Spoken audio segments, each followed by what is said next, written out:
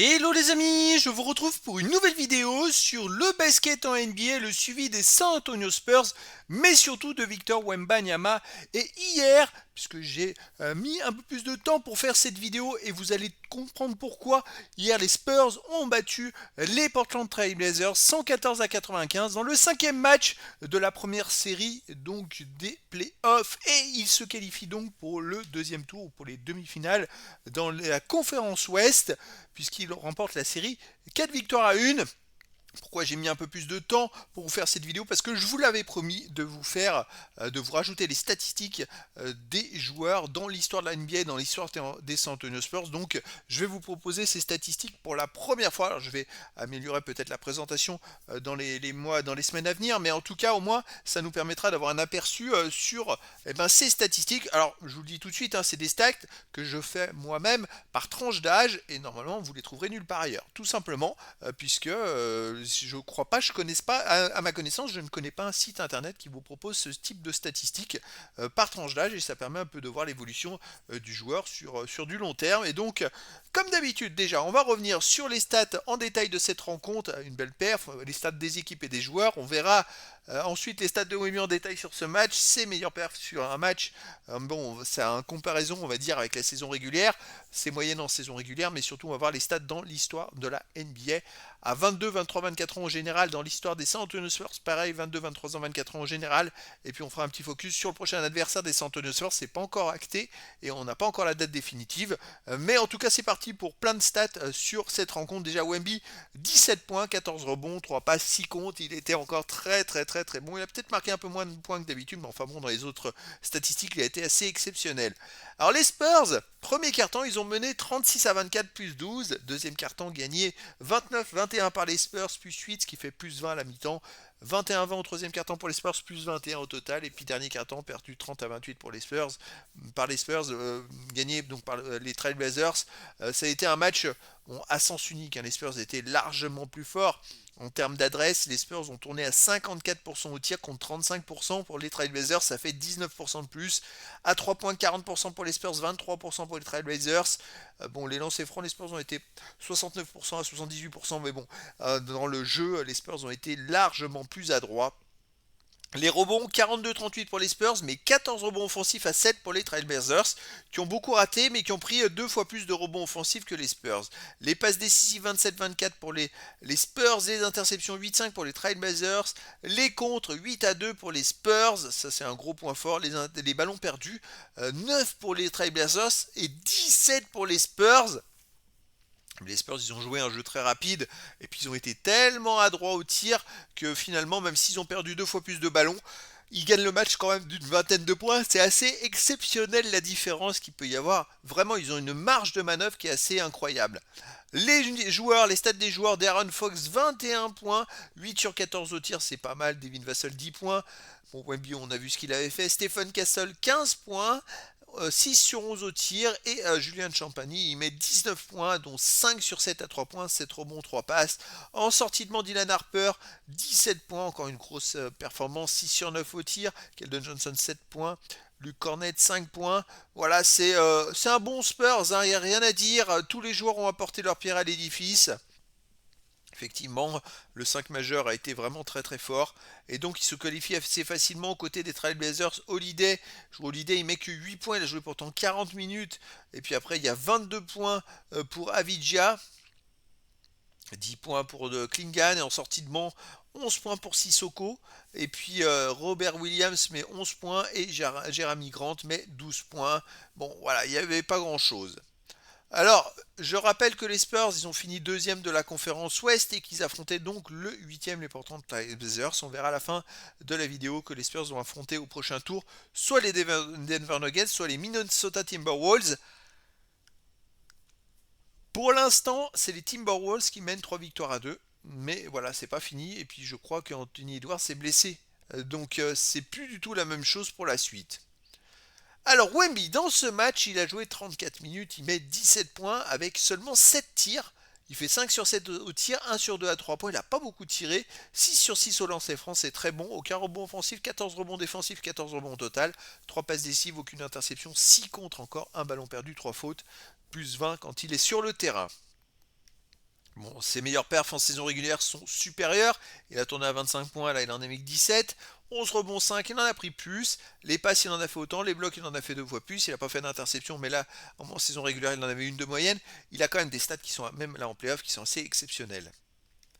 Alors, les voilà les stats dans l'histoire de la NBA. Alors, forcément, c'est en comparaison. Moi, j'ai mis à 22 ans, mais Wemby, c'est sa première saison en playoff. Il a joué que 4 matchs de playoff.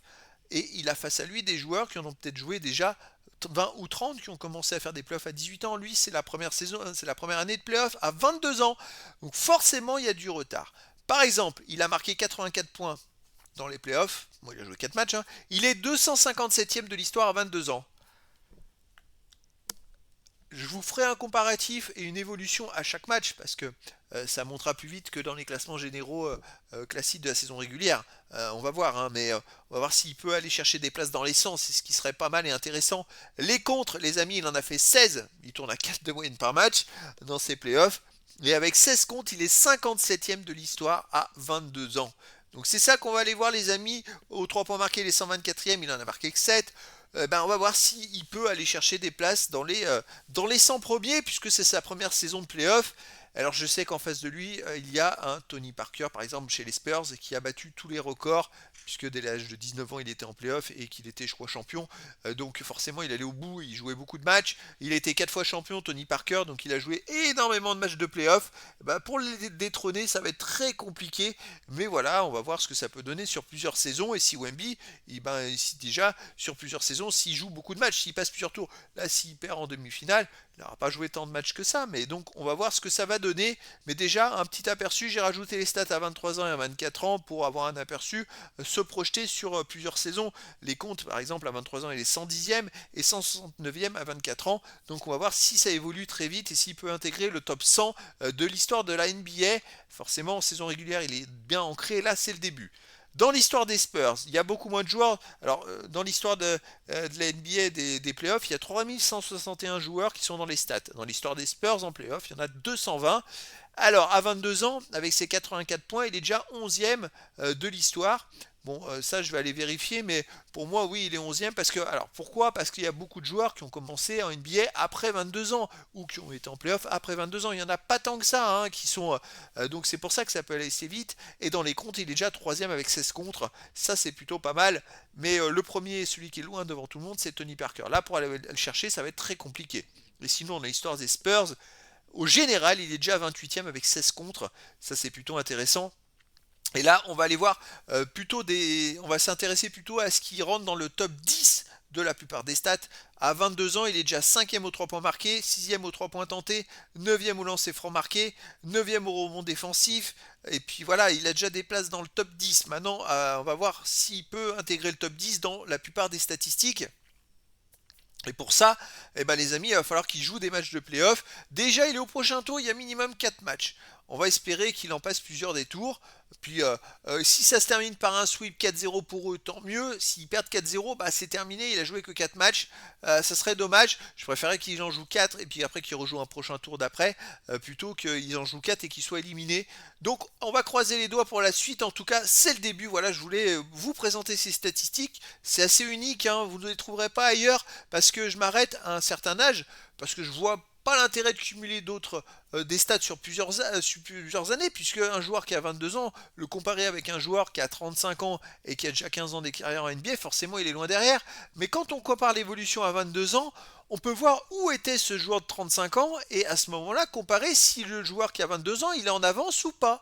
Et c'est là que ça devient intéressant. Et c'est là aussi où, comme Wemby il est perfectible et qu'il cherchera toujours à faire mieux, voir si dans le temps il peut faire mieux. Alors dans les playoffs, ça va être compliqué, il y a quand même du très lourd, hein. Côté des Spurs, il y a Tony Parker, qui est dans les 10 meilleurs de l'histoire, hein, de la NBA en termes de stade général. Et puis sinon, de très très lourd, c'est parce qu'il y a des joueurs comme Kobe Bryant ou LeBron James qui faisaient des finales quasiment tous les ans et qui ont un nombre de matchs joués monumentaux et qui sont loin, loin, loin, loin, loin devant tout le monde. Alors après, il y a peut-être une petite place à aller chercher dans les 10, je sais pas, mais on va voir. Alors prochain match les amis, j'ai pas la date pour l'instant, mais en tout cas le prochain adversaire ce sera soit Denver Nuggets, soit Minnesota Timberwolves. Pour l'instant comme je vous l'ai dit, les Minnesota Timberwolves a priori mènent 3-2 contre les Nuggets et sont bien partis pour se qualifier, sauf que Anthony Edwards était blessé au dernier match, donc je sais pas. On va voir ce que ça va donner. Et je dirais qu'il y a 3-2 pour l'instant, mais c'est pas dit qu'il n'y ait pas 3-3 et après que ça se joue à un septième match. Et dans ce temps-là, bah, les Spurs, il va pas falloir qu'ils perdent le rythme et qu'il y ait un délai trop long parce qu'ils pourraient un peu, on va dire, se refroidir. C'est un peu souvent ce qui se passe, hein. Quand il y a un délai trop long, l'équipe qui a déjà joué juste avant, eh ben, elle est chaude et puis ça, je dirais ils sont sur la lancée, ils arrivent à faire un premier match intéressant que l'équipe qui n'a pas joué depuis longtemps rate souvent son premier match et après sur la durée de la série, plus la série est longue et plus l'équipe qui a enchaîné les matchs, eh ben, fatigue et à ce moment-là ça s'inverse. Mais bon, faut pas rater le premier match et puis après la pression du deuxième le rater, et puis après c'est les matchs à l'extérieur et puis tout perdre, et puis on est éliminé. Donc voilà, en tout cas, je vous donne rendez-vous pour la suite. Maintenant, je vais pouvoir vous proposer des vidéos les lendemains des matchs, ça sera plus facile à gérer puisque les statistiques sont prêtes. Voilà les amis, je vous dis à très bientôt pour une nouvelle vidéo.